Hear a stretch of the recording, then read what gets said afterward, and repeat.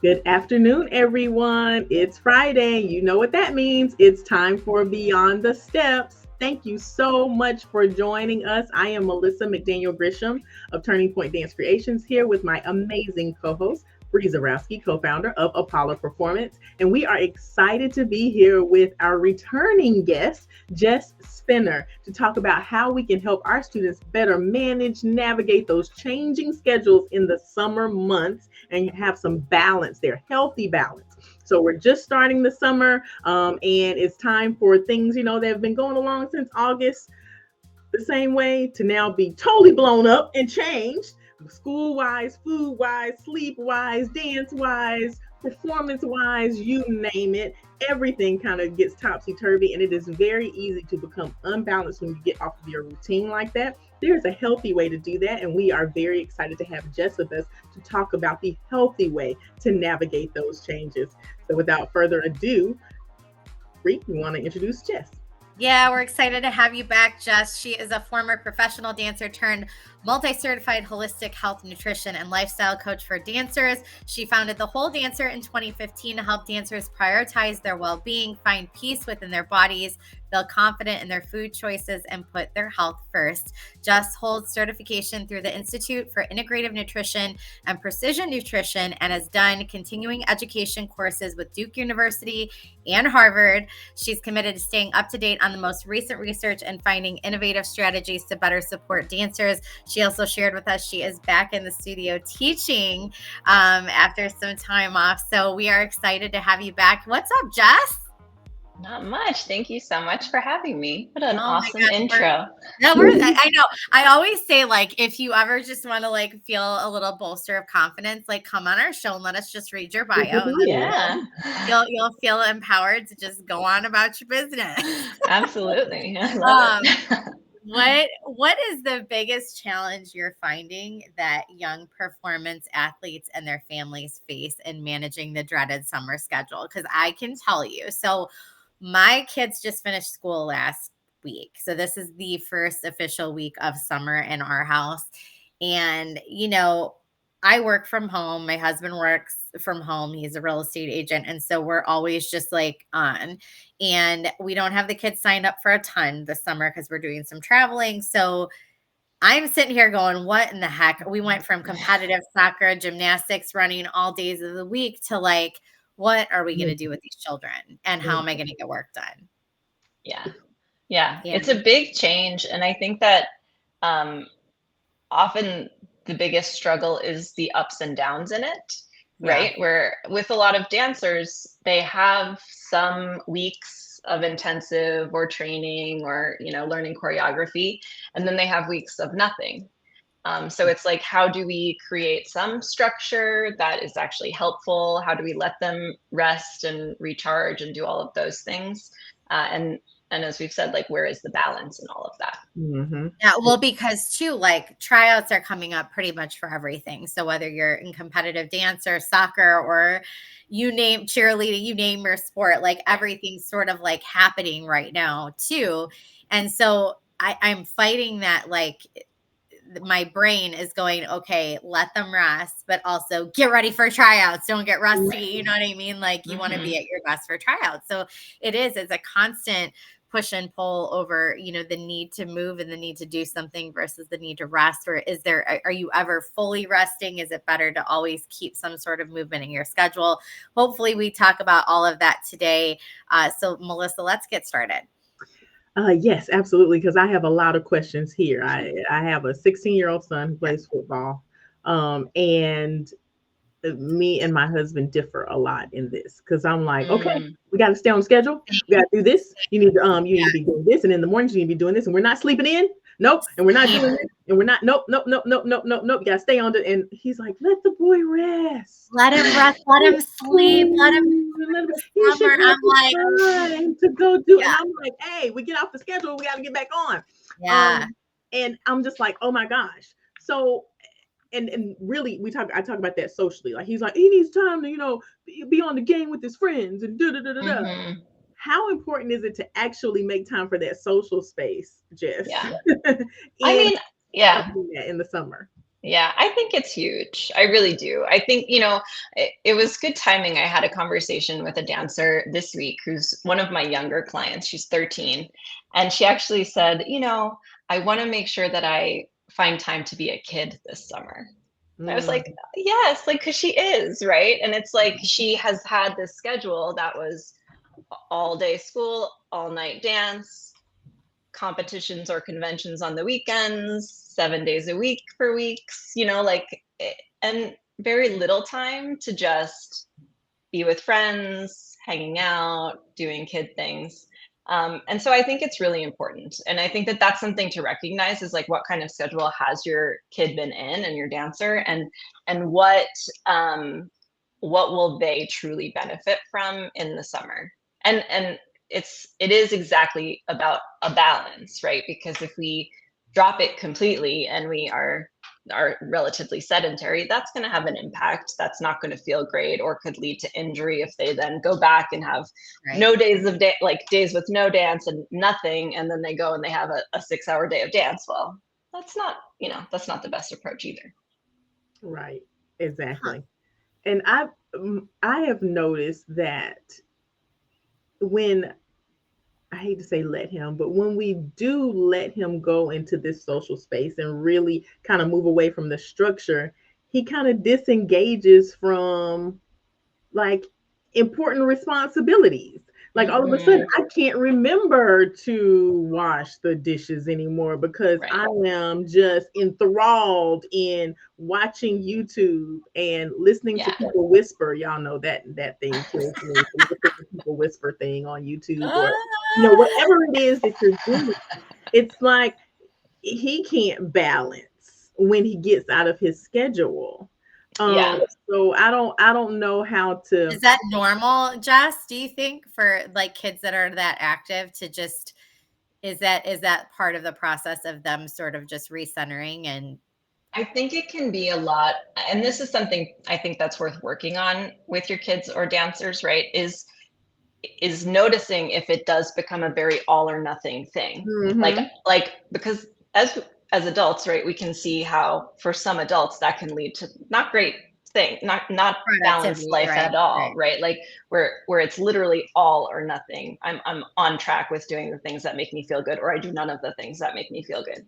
Mhm. Right. So with kids, I think it's important to notice that. And if they do tend to have that swing from I either do it all or I forget everything, and Mhm. it's too loose. And then to ask yourself what's like the minimum daily structure that we do need to maintain.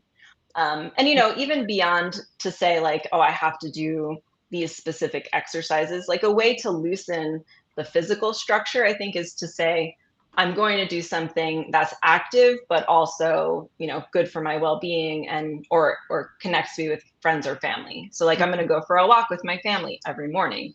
It's not like super intense exercise, but it's movement that feels good, and that will, nurture mental and physical well-being.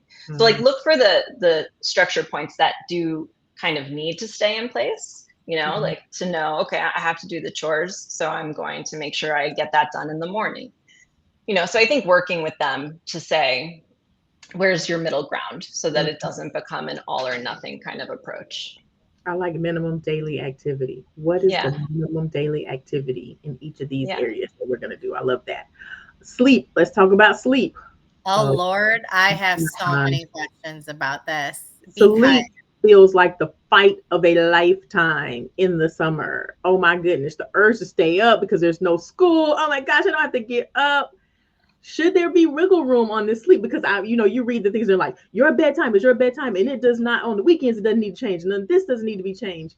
But I mean, my kid has to be up at 5 something in the morning because he has to, the Yeah. bell rings at school at 7:19. Like, really? Are we expecting him to keep that up over the summer? So is there wiggle room on that? And how do parents ensure that their kids do get enough sleep if they do allow some flexibility? Yeah. I'm so big on sleep. I don't remember if we've talked about this on past topics, but it's usually one of the first conversations I'll have with a new dancer who I'm working with, because so many young people are getting like 5 to 7 hours of sleep a night, and they think that that's enough. And I always will tell them, like research around teenage athletes says that even in your older teens, you might need 10 to 12 hours of sleep a night still. Wow. And like a lot of us are like, oh, that's how much sleep you need when you're 4 years old, right? Like that's how much sleep my daughter needs. But if you're that active, your body needs more recovery time than like an average adult who might need 8 hours of sleep a night when they're, Wow. yeah. And injury risk increases if we are not getting enough sleep, so Mhm. I always point that out because a lot of times that's compelling evidence for young dancers to be like, oh, okay, like maybe I do need to sleep more than 5 to 7 hours a night. And I think that the routine of sleep, it is natural that it might change in the summer to a degree because it is light later and so that impacts our circadian rhythms and sleep patterns and things like that. And so yeah, if they don't have to be up at 5 a.m. in the summer, I would say it's perfectly okay to make an adjustment there. But you should still be trying to hit, 8, 9 hours, even if you're not as active, and more if you're going to be more active. Mhm. Oh And you my God. can't make sleep up, right? Just because I've heard this before. Like, it's not like you can say, I'm going to get 3 hours of sleep a night, Monday through Friday. And on Saturday, I'm going to sleep for 23 of the 24 Right. hours of the day. You can't Yeah. make up sleep, right? No, you really can't. No. And I hear that a lot too. Like, yeah, but I do sleep in on Saturdays or Sundays, right? And it's like, it doesn't work out. Yeah, it doesn't, unfortunately, it doesn't really work that way. So it's every day they should be getting Yeah. 8 to 12 hours of sleep, depending on how active they've been. Right. Oh, girl, we got some work to do. I said Memorial Weekend was like our, okay, veg out, like do all, sleep, go to bed, like do all the things. But like I'm after 3 days of it, I'm like, okay, we need a schedule. We need to get back on routine. So I'm totally with you on that. Yeah, back to some structure. Yeah. Are there any relaxation or stress relief techniques that you recommend for better mental health for young performance athletes? I mean, I think that a lot of times younger dancers don't have or give themselves the time to care for themselves in the ways that they really need to outside of the studio, beyond like what's obvious, adequate nourishment and water intake, right? Like those are like kind of like minimums to achieve. But it is looking for ways to get to see a physical therapist even if you're not injured, right? Like that's the thing, is a lot of times we don't look at these things or look for outside support unless we're injured, and so like then we're looking for the thing to fix us. So it's like, what is the opportunity out there that you're perhaps not taking, that you may have the time or money available to you to go and seek out, and to create a plan around that. And that's an area of opportunity in the summer, I think, as well, is like if you during the year you don't feel like you have the time for extra yoga or stretching or meditation, or even like going for a walk is a great way to do like a moving meditation, right? And that kind of thing, and practice tuning into your thoughts and recognizing self-talk. All of the time in the summer is a good opportunity to give yourself the time to do that, to seek out the PT, to seek out the support people who you might have otherwise been like, during the year, I don't have time for this. It would be great, but I don't have time for this.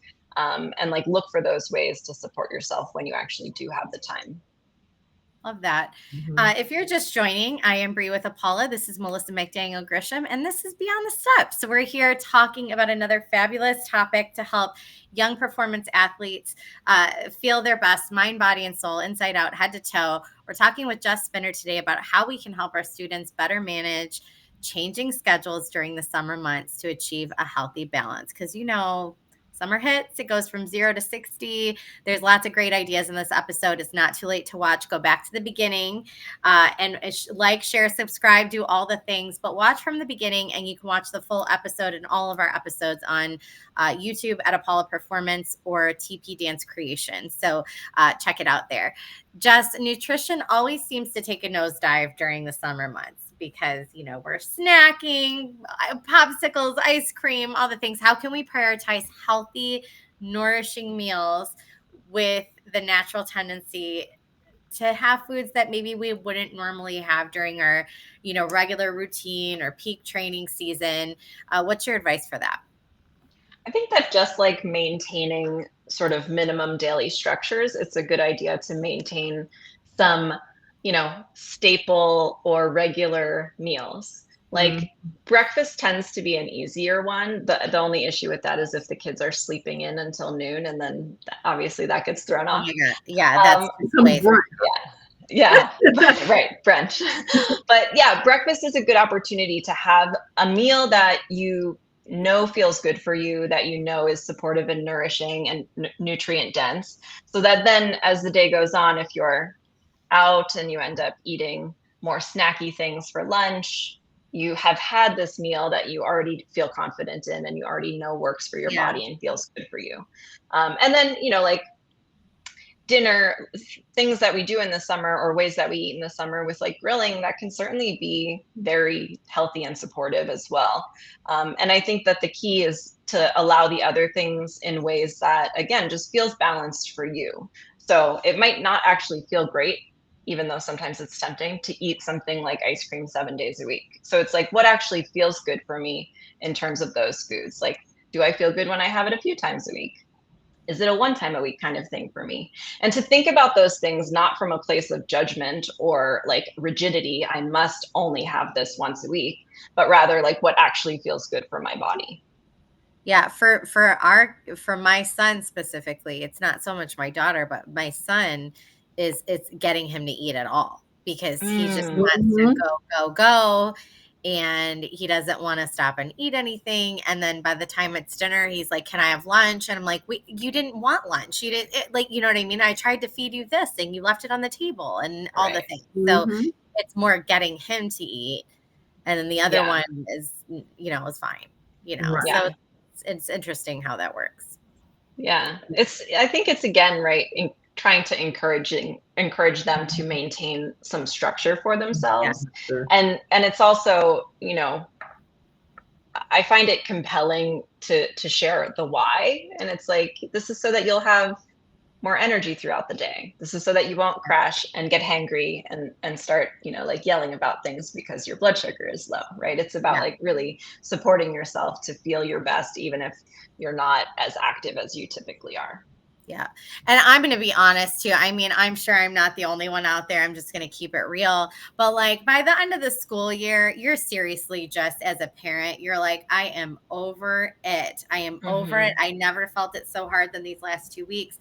And you get to the point where you're burned out. You're like, I'm just tired of making your lunch. I just have right. Make yourself a peanut butter and jelly. I don't know what to tell you. It's like you just so all the parents out there that are just hashtag over it. We got to get back on our game too. Yeah.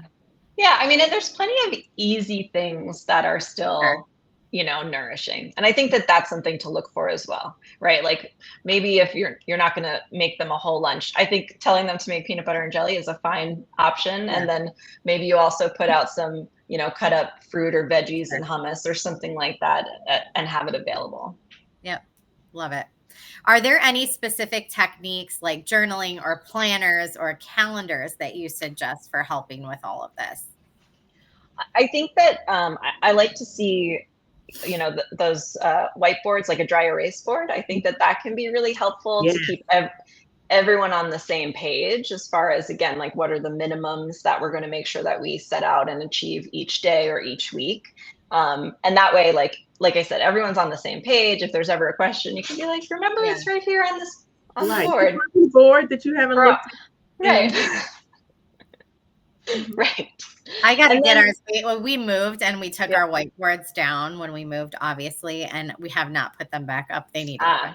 Yeah, it's a good time, right? Like, and I think that it's also, again, since a lot of kids do have some more time in the summer to actually start these kind of things, to give them support in creating their own plan for the day, like where they write it down. It could be in a planner, it could just be in a notebook, right? Whatever actually what calls to them or feels easiest. And for dancers, I'd say the biggest thing to avoid is letting it be too type A perfectionist, like I must Mhm. this is what I must do today, but like letting them actually take the opportunity in the summer to give themselves some leeway. And like I said, what my client had said, like be a kid, what are the fun things, all of that. Mhm. We had a conversation with Casey Noblet a few weeks ago about training obligations in summer and like being pulled in multiple directions, because what she's finding, what we are finding, what we understand is that a lot of studio directors, teachers are like, no, there's no time off. You're going to do summer classes every day this week, and then we're going to go this intensive. We got nationals, we're going to convention, we're doing, and a lot of that can be driven sometimes by profit. Like, hey, I can't let these Right. students go because my retention goes down when I let them go. What advice do you give to that parent, the youth athletes, to the parents, when it feels like coaches are like, no, I'm not letting you go. They're not promoting the balance, but you know your child needs that balance. Yeah, I do think parents should try to push back. Um, I I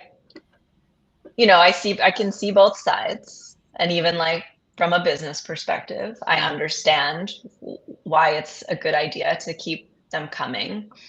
But it really doesn't encourage balance, and it doesn't encourage them to take the time that they probably like, they get so burnt out, honestly, like young people in who are competing and training at a high level, right?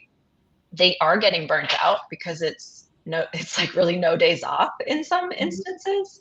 And so I think it's like encouraging the studio owners, if you're a parent, to say to them, I think that my kid at least needs some more time. So, maybe then the studio owner can provide something like, well, this is the big time schedule. If you want to come as many days a week as you were coming in the year, you can do this.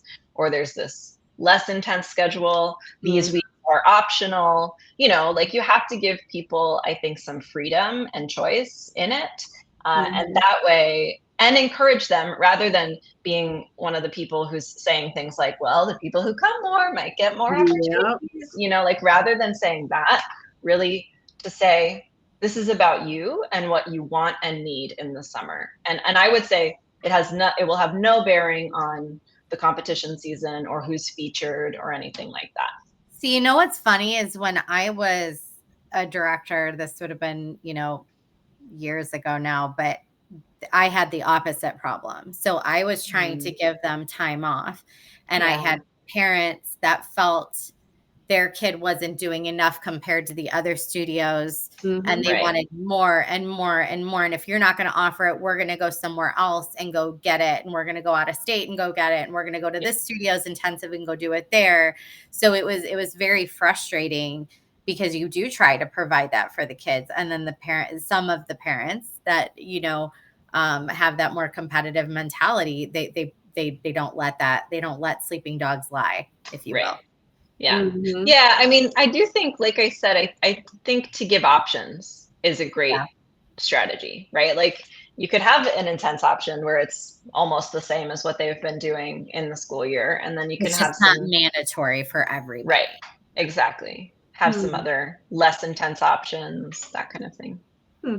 That's interesting. So a tiered system that allows people to choose where they want to get in, Yeah. where they want to get in. I kind of want to go back and touch a little bit on your comment about, okay, and not having it have any bearing on competitive, standings or where you are. Like, Yeah. no, I totally agree with the fact that, okay, it's not like if you don't come to summer class, then we're not going to place you in X, Y, and Z.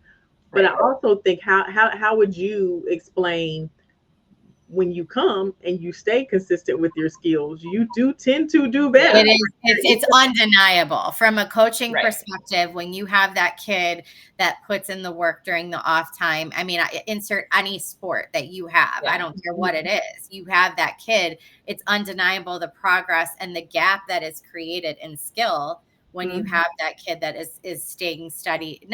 Maybe not even studying commitment, but is doing more or doing some semblance of Right. training in the off season. Yeah. I think it's for everyone involved to let the priority be, or to make the priority the mental and physical well-being first. Mm-hmm. You know, and it's like you don't want to lie about it, like, and say, oh, it'll be fine, you'll be the same as the kids who have come Right. all summer, Right. right? But to say to them, think about where you're at and what you really need right now. And there may be some summers where you're feeling great and you don't feel burnt out and you just want more and you just want to train more. And so you come the whole time, and that's awesome. But then there might be some summers where the end of the competition season or the training season comes and you feel so over it and you're not enjoying it and you're feeling exhausted and like you just want to think about something else. Well, then maybe you need to take some time that summer. Maybe you need to take the whole summer so that you can come back feeling mentally refreshed. Right? Because like the physical or technical advancement isn't going to get you that far if you feel awful mentally. Yeah, absolutely. I think that is important, like understanding that you can't have it all.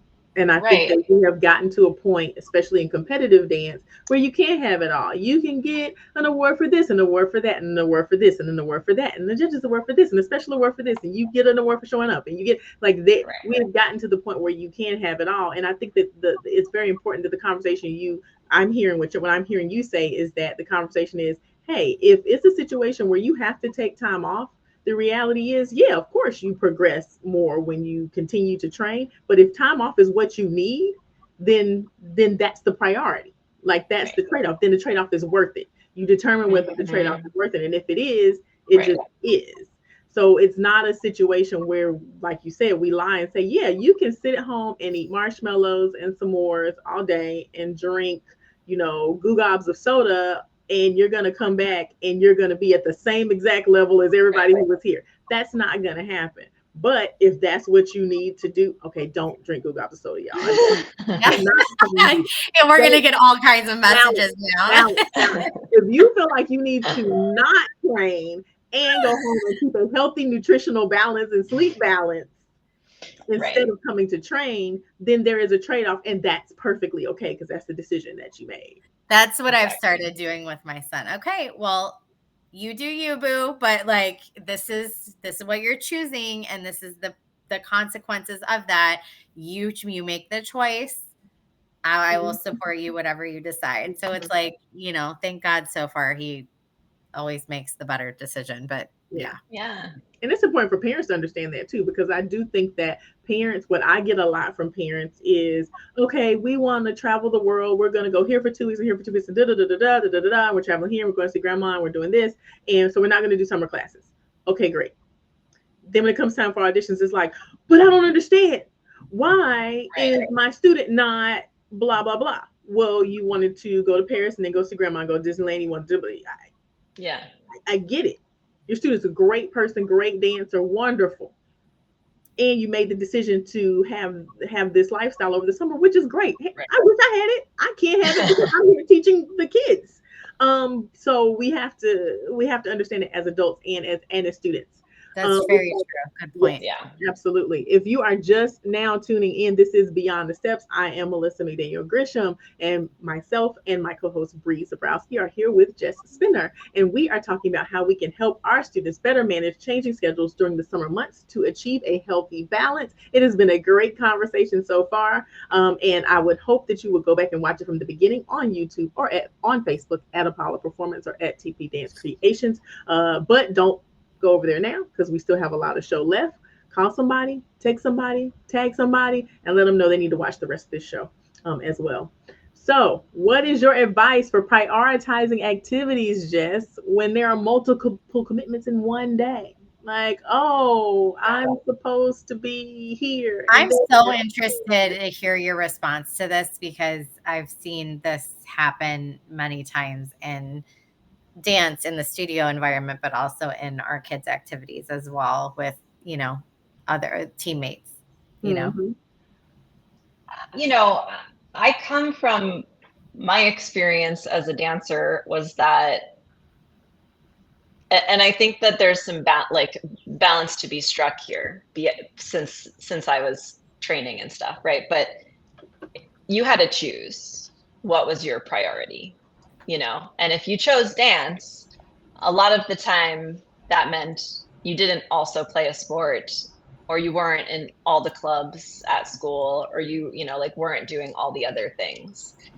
And so I do think there's a lot, I tend to see a lot more kids doing like a lot more things at a high, or attempting to do a lot more things at a high level.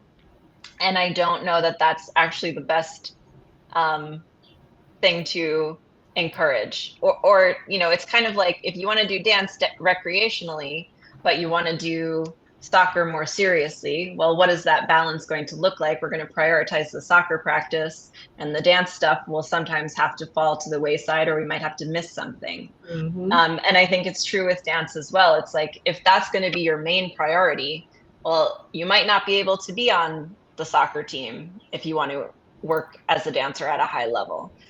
So I think that even in the summer, there are those days where it's a matter of choice. And I think it's hard sometimes as parents, because we want to let kids do things that they enjoy, but we do have to make choices. Mm-hmm. Interesting. So it's the middle of the summer and your performance athlete is struggling. What do you do? Full stop? Do you cut down some more?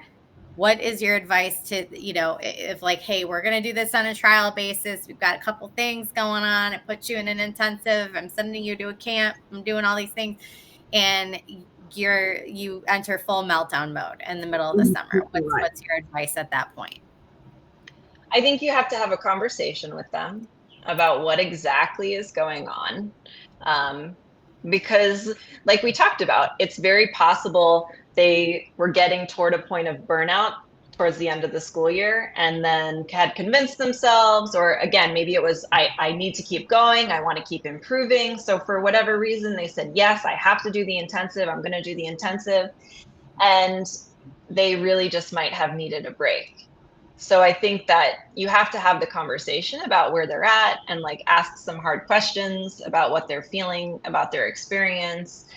Sometimes, dancers just, this is a big part of my work, is the body image aspect and that support. And I think it's like being in front of the mirror nonstop for weeks and months on end can take its toll. And if we never even talk about that or what might be going on there, then that can kind of just fester, and they may have things happening in their head that they've just not been communicating to you. So I think you start with a conversation. And if there's someone who is like, I feel so exhausted by this process, or I'm not enjoying it, it just feels like a chore, it just feels hard, well, then it might be a full stop. It might be like, okay, we're gonna take the rest of the summer off, or find an in-between.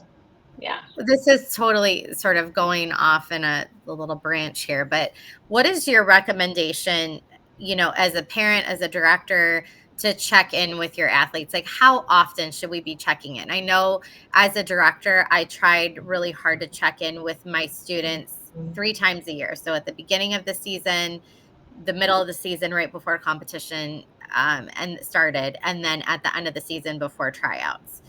And as a parent, I feel like I'm sort of adopting that same cadence in terms of when I check in. And I keep talking. I mean, I have 2 kids, but my daughter hasn't kind of leapt into that competitive mindset yet, where our son very much is involved with soccer. And so, knowing what I know from the dance space, I try to apply that to him as much as I can. And sometimes I fail miserably, and sometimes I feel like I'm doing great. But I try to check in with him a few times a year and go, are you having fun? Do you love this? Like, are you sure you want to do this? Do you want to try something else? And so what is your advice for people to check in with their kids? And how often? I mean, I think you want to keep those conversations going as much as possible. I know that we get, especially depending on the age and the teenage years, right? You get very mixed responses from, as far as what they're willing to share, or what they share. But I think as much as you can get them to talk about it, you get them to talk about it. With dancers, I think a lot of the time too, like uh, things are sometimes said in a dance class, corrections, how they're presented, and it's worth trying to get more information about, even like what kind of corrections did you get today, because sometimes things are said that are misconstrued or misunderstood or Yeah. interpreted in a way that's quite harmful. And I think that just like in general, keeping conversation open around the experience and how it's feeling is going to be a benefit to everyone. And I will also add this, and just feel free to disagree with me if you think so, but I think sometimes it's worth it to have, and I'm not saying every practice, all practice, but parents go and look at what's going on in that room. Like, just because your kids hit a certain age doesn't mean you have to stop paying attention to what's happening on the day to day. Like, maybe once every couple weeks, once a week, once a month, whatever, go in and just watch a little bit of what is happening in that rehearsal, in that practice period, so that you understand A, what they're going through, B, you see for yourself things that they may not even be picking up on that are alarming, um, or just see how what your kids' reaction and body language is in that class or practice, right? So Yeah, I don't know. What do you think about that? I agree completely. So I feel And like I, so many times parents start checking out as their kids get older. They drop them off and yeah, it's like, peace, I'm going to go run errands. I'll pick you up or I'll see you at home or whatever it is. And which is fine. I think your kid has to have that independence, but also like, what do you know about what's really happening there and what are they going through? Right. right. Mhm. Yeah. And you Yeah. should be very wary if the school where your child trains says anything about like parents not being allowed to come and watch or poke their head in the door for, yes, if the studio door is closed for some reason, Yeah. then maybe we can leave it closed, but it also shouldn't be closed all the time. So if the door's open, you should be allowed to go and watch from the Yeah. door for a Yeah. few minutes, like that shouldn't be any sort of imposition. And I 100% agree. It's worth it to just stay as aware as you can about what's going on. Yeah. Mhm. Yeah, I Yeah. also think just to piggyback off that, as a director and as a teacher, we have observation windows, doors that have the blinds that are open. We also have closed circuit cameras where you can sit in the lobby and you can see what's happening Yeah, in a classroom. But also, there's a way to address it if you see something that you don't like. So, yep, one, talking to your child first to go, did I interpret that? Because I couldn't right, hear, or is that something that happens regularly? And then we don't want it, and the worst thing you could possibly do is bust through the door and go, hey, what's happening here? Yeah. right. Like, To be clear, we're not saying ever bust in the studio in the middle of an active class. I would highly advise right, against that highly too. against busting in the Agreed. door and saying X, Y, and Z, or having some type of confrontational Right. exchange. But getting a good, I think, following up for understanding. Hey, I saw this and it concerned me. Yeah, Child, what was it? Teacher, can you help me understand in right. an appropriate time period is the best way. And I think that's a great point too. And but I was more asking more for the parent because I've noticed this a lot. The parents are like, "Well, my kid is, doing this and my kid isn't, in the front or my kid isn't playing as much or my kid isn't." Have you come to practice to watch how much is your kid putting in effort? Are we seeing signs of burnout in the class where you think your kid is just here putting 150% energy in and really they're putting in 10% sitting down, not paying attention, like those are going it's going to give you additional information about how your kid is responding in this setting as well. Yeah, So if you're not getting it out of them at home, it's see it with your own eyes kind of thing. Mm-hmm. definitely. Yeah. It's great insight. Great insight. So, if you're just watching, this is Beyond the Steps. This is a show we talk about all things related to performance athletes, from racism to gender inequity, sex abuse prevention, nutrition, psychology, and of course, dance medicine and science. I'm Bree Zabrowski. My fabulous friend and co host is with me, Melissa McDaniel Grisham. We're talking to Jess Spinner today about how we can help our students better manage changing schedules during the summer to achieve a healthy balance. One very timely to what's happening in our lives right now with school being out of session. So a great time to have this conversation. It's a good one. So go back to the beginning. If you've missed any part of this conversation, go back. You can find us on YouTube at Apollo Performance and TP Dance Creations. This episode and all of our episodes, season 1 through 4, will live there. So Melissa, let's go to homework.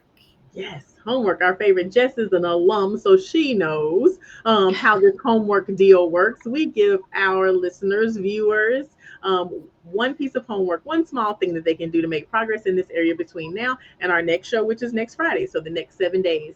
So Jess, what is your homework to our viewers today?